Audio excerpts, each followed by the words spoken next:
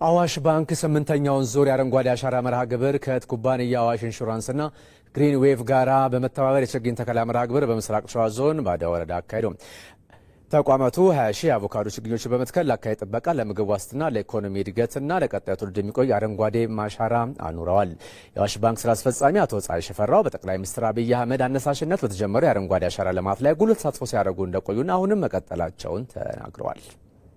እህት ኩባንያዎቻችን አዋሽ ባንክና አዋሽ ኢንሹራንስ ላለፉት 32 ዓመታት በሀገራችን የልማትና የምጣኔ ሀብት እድገት ውስጥ አሻራቸውን ካስቀመጡት የግል ተቋማት መካከል ግንባር ቀደም ከመሆናቸውም በተጨማሪ በክቡር ጠቅላይ ሚኒስትራችን ዶክተር አብይ አህመድ አነሳሽነት በተጀመረው የሀገራችን የአረንጓዴ አሻራ ልማት ላይ ከፍተኛ ተሳትፎ ሲያደርጉ የቆዩና አሁንም እያደረጉ ያሉ ተቋማት ናቸው።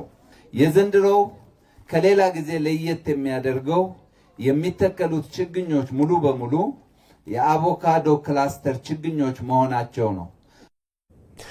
እንደ ሪፖርተራችን ኤጂአይኤንጂ ፈታ ዘገባ የአዋሽ ኢንሹራንስ ዋና ስራ አስፈጻሚ ጅባት አለምነህ ኩባንያዎቹ ባለፉት ዓመታት የአካባቢ ጥበቃ ጉዳይ ከማህበራዊ ኃላፊነታቸው ጋር በማጣጣም በብዙ ሺዎች የሚቆጠሩ ችግኞችን በመትከል አሻራቸውን ማኖራቸውን ገልጸዋል።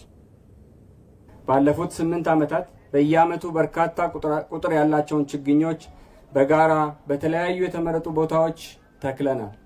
8ኛው ዙር የመንትዮቹ አዋሾች ችግኝ ተከላ ፕሮግራም ለየት የሚያደርጋቸው ደግሞ ዛሬ የምንተክላቸው ችግኞች ሙሉ በሙሉ አቮካዶ ችግኞች መሆናቸው ነው።